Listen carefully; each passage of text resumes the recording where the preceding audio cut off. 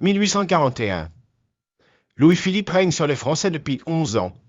Il est contraint d'abdiquer après l'insurrection de 1848, provoquée notamment par l'immobilisme de son gouvernement et par diverses affaires de corruption.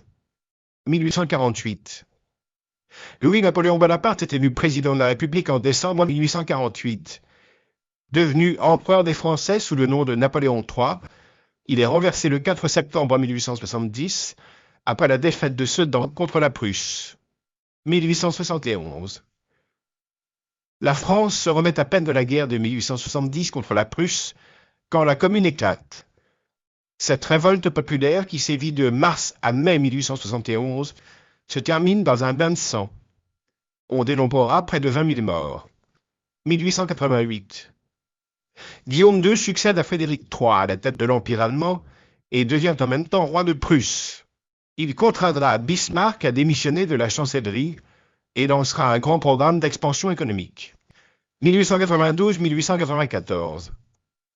Une vague d'attentats anarchistes secoue la France. Pour venger Auguste Vaillant, exécuté pour un attentat à la bombe à la Chambre des députés, l'anarchiste Geronimo Caserio assassine le président Sadi Carnot le 24 juin 1894. 1901.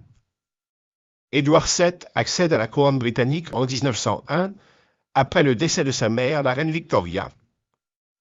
Redoutant la puissance de l'Allemagne et de la Prusse, il initie une politique d'entente cordiale avec la France dès 1904. 1914-1918.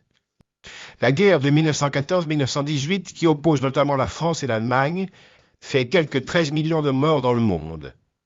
Le traité de Versailles, signé en 1919, n'assure qu'une paix provisoire au continent européen. 1919. Avec l'aide de la flotte franco-anglaise, les Russes blancs, dirigés par le général Dénikine, s'emparent de Kertch et d'Odessa. Sur un autre front, le général blanc Jodenitch est vaincu par les Rouges devant Petrograd. À la même époque, les Anglais abandonnent Arkhangelsk. 1841. Le système de télégraphie mis au point par le physicien américain Samuel Morse commence à être utilisé dans le monde. Basé sur un alphabet en points et en traits, il permettra notamment aux navires de communiquer entre eux. 1866. Le savant suédois Alfred Nobel invente la dynamite. Elle sera largement employée pour la construction de routes et de ports, le percement de tunnels sur les chantiers et dans les mines, et contribuera à assurer sa fortune. 1882. Après 10 ans de construction dans des conditions particulièrement difficiles, le tunnel du Saint-Gothard est ouvert. C'est de cette époque que date la première liaison ferroviaire entre Bâle et Milan. 1884. L'ingénieur allemand Paul Nipkow invente un disque analyseur d'images qui équipera des téléviseurs expérimentaux jusqu'en 1939. Mais la télévision se développera à grande échelle seulement dans les années 1950, après l'invention du tube cathodique. 1896. Le physicien français Henri Becquerel découvre la radioactivité. Il partagera le prix Nobel de physique en 1903 avec Pierre et Marie Curie. Il est devenu universellement connu en donnant son nom à une unité de mesure de la radioactivité. 1900. Le dirigeable rigide inventé par l'allemand Zeppelin vole pour la première fois en 1900. Plus d'une centaine de ces Zeppelins sortiront de son usine entre 1900 et 1937. 1905. D'une conception ultramoderne, le gratte-ciel Fuller, situé à l'angle de Broadway et de la 5e avenue, est achevé en 1905. Dessiné par l'architecte Burnham, il est surnommé Flatiron, en raison de sa ressemblance avec un fer à repasser. 1919. Le pilote américain Albert Reid traverse pour la première fois l'Atlantique en hydravion. Il relie Terre-Neuve aux Açores en 2 jours avant de se poser à Lisbonne. La première traversée de l'Atlantique Sud aura lieu 3 ans plus tard. 1841. Le ballet Gisèle est créé par le compositeur français Adolphe Adam et les chorégraphes Coralie et Perrault. Représenté dans le monde entier, il rendra célèbre par la suite la danseuse britannique Margot Fontaine et le danseur russe Rudolf Nureyev. 1866. Crime et châtiment fait de Dostoïevski un des plus grands écrivains du XIXe siècle. Condamné à mort pour ses opinions libérales, puis gracié et déporté en Sibérie, il ne connaîtra la gloire qu'après la publication des Possédés en 1870. 1871. Après Nabucco, Rigoletto et la Traviata, le compositeur italien Giuseppe Verdi confirme son talent avec Aïda. Inspiré de l'œuvre de Duloccle, c'est un des opéras les plus représentés à Covent Garden, à Londres.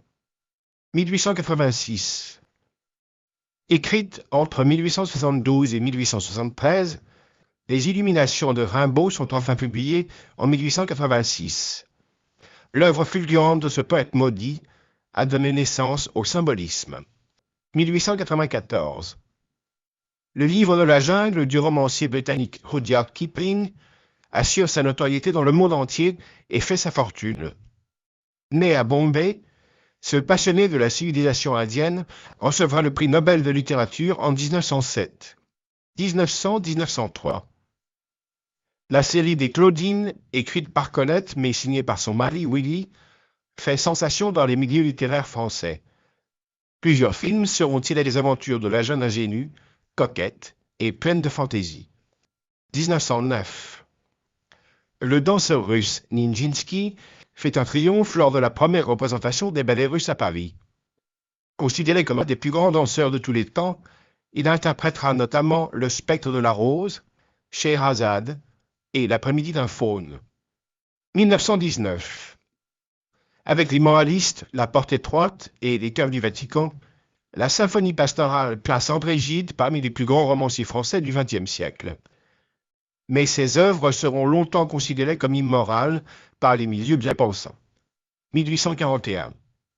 Le peintre français Théodore Chassériau éblouit le public avec sa célèbre Toilette d'Esther, brossée en 1841. Cet élève d'Ingres, adepte du romantisme, allie l'élégance de la ligne au sens de la couleur de Delacroix. 1862.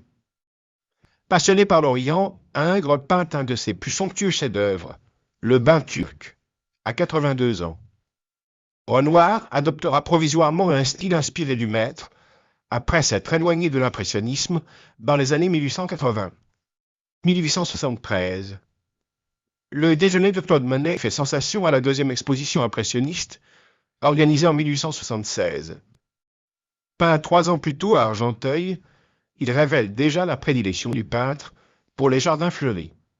1888. La vision du sermon de Gauguin, peinte en 1888 à Pont-Aven, marque la naissance de la peinture synthétiste.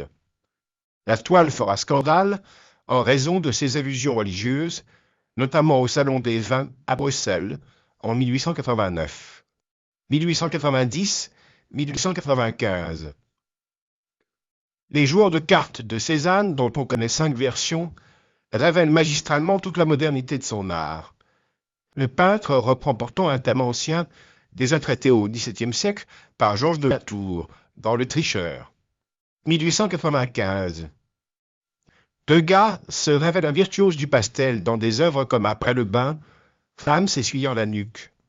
De nombreux critiques lui reprocheront pourtant de représenter les femmes dans un style beaucoup trop cru à leur goût. 1906. Derain brosse une des toiles les plus éblouissantes de l'art fauve, l'Estaque. Entre 1904 et 1907, Matisse, Vlaminck, Braque, Dufy et Van Dongen participeront à ce mouvement éphémère. 1919. Matisse est dans ce que l'on appellera plus tard sa période niçoise. Il réalise alors des œuvres pleines de lumière et de couleurs qui rappellent les tonalités du sud de la France. 1841. Renoir naît le 25 février 1841 à Limoges, dans une famille de conditions modestes. 4 ans plus tard, ses parents s'installent à Paris. Après avoir été apprenti chez un peintre sur porcelaine, il exerce quelques menus métiers puis étudie la peinture dans l'atelier de Gleyre. Déjà à cette époque, il avoue peindre pour s'amuser. 1869. En compagnie de Monet, Renoir peint 3 versions de La Grenouillère sur les bords de la Seine. Elles figureront parmi les toutes premières peintures impressionnistes. Mais ni le public, ni la critique ne sont prêts à recevoir des œuvres aussi révolutionnaires. 1879. Désarmé par tant de virtuosité, le jury du salon de 1879 accepte le magistral Portrait de Madame Charpentier et de ses enfants, peint l'année précédente. Après tant d'espoirs déçus, c'est enfin le succès pour le peintre. 1880-1881. L'artiste révèle sa maturité artistique avec son célèbre Déjeuner des canotiers, peint à Chatou. Ce sera un des joyaux de la 7e exposition impressionniste organisée à Paris en 1882. Ce tableau quittera la France après avoir été acheté par le collectionneur américain Duncan Phillips. 1881-1885. Peint à deux époques différentes, les parapluies marquent l'évolution du peintre vers sa période dite aigre. Les collectionneurs et son marchand, Paul Durand-Ruel, seront déconcertés par son nouveau style, beaucoup plus linéaire. 1892. Pour honorer une commande de l'État, Renoir réalise une série éblouissante de jeunes filles au piano. Mais selon les experts, l'État n'aurait pas acquis la meilleure version. Par la suite, le peintre avouera partager le même avis. 1905. Au fil des années, le nu prend de plus en plus d'importance dans l'œuvre de Renoir. Il croquera à l'infini la baigneuse de ses rêves, aux formes généreuses et à la sensualité débordante. Jusqu'à son dernier souffle, l'artiste sera émerveillé par la femme.